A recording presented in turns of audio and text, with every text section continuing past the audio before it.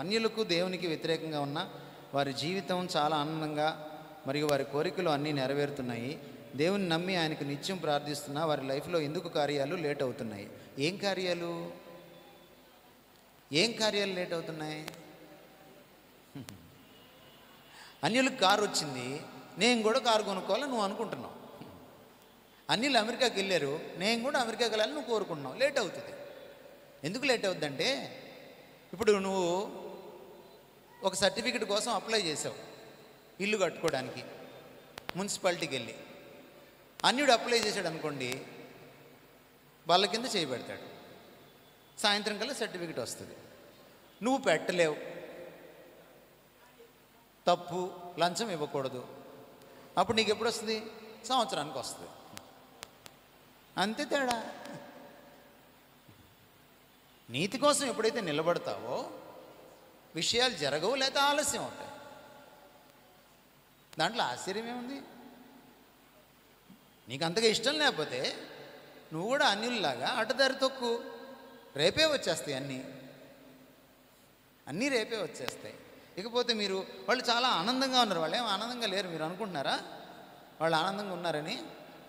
వెళ్ళి ఒకసారి గుళ్ళు గోపురదాలకి కూర్చోండి, మీకు తెలుస్తుంది వాళ్ళు ఎంత ఆనందంగా ఉన్నారు. ఒకసారి హాస్పిటల్ దగ్గరికి వెళ్ళండి. హాస్పిటల్స్లో అన్యులు ఎక్కువ ఉన్నారా, క్రైస్తవులు ఎక్కువ ఉన్నారా? మరి అదేంటి?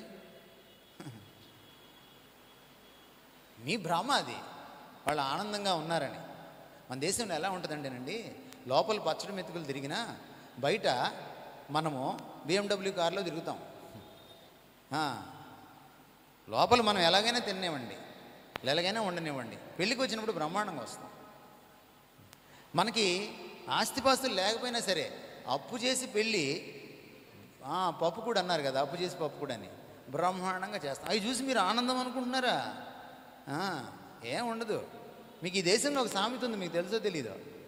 కోర్టులో ఓడిపోయినోడు ఇంటికి వెళ్ళి కోర్టులో ఏడుస్తాడు, గెలిచినోడు ఇంటికి వెళ్ళి ఏడుస్తాడని.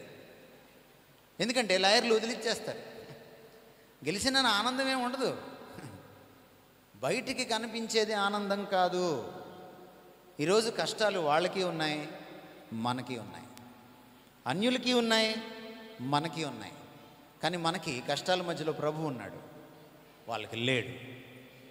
అదే తేడా. సముద్రంలో వెళ్తే వాళ్ళ నావకి తుఫాన్ వస్తుంది, మన నావకి తుఫాన్ వస్తుంది. మన నావలో ప్రభు ఉన్నాడు. అది క్రైస్తవం యొక్క ప్రత్యేకత.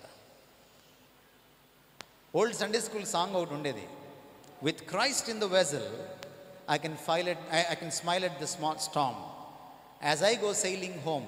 నేను ఇంటికి వెళ్తూ ఉంటే, సముద్రయానం చేస్తూ ఉంటే నాకు తుఫాన్ ఎదురొచ్చింది, నా నావలో క్రీస్తు ఉండగా నేను ఎంతటి తుఫాన్నైనా చూసి నవ్వేస్తాను.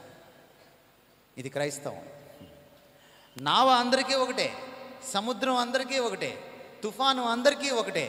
కానీ ఒకటే తేడా, క్రీస్తు నావలో ఉండడం, ఆ ఎదుర్కోవడంలో తేడా ఉంటుంది. ఇది క్రైస్తవ్యానికి అన్యత్వానికి ఉన్న తేడా. ఎప్పుడు కూడా అలా ఫీల్ అవ్వకండి మీకంటే ఆనందంగా వాళ్ళు ఉన్నారని. అప్పుడప్పుడు వీడియోలు చూడండి, అడుక్కుండేటువంటి ఒక పేద మహిళ కూడా ఎంత అద్భుతంగా యేసుప్రభు గురించి పాటలు పాడుతుందో. అది ఆనందం అంటే. ఆమెకి ఏ ఆస్తిపాస్తులు లేవు,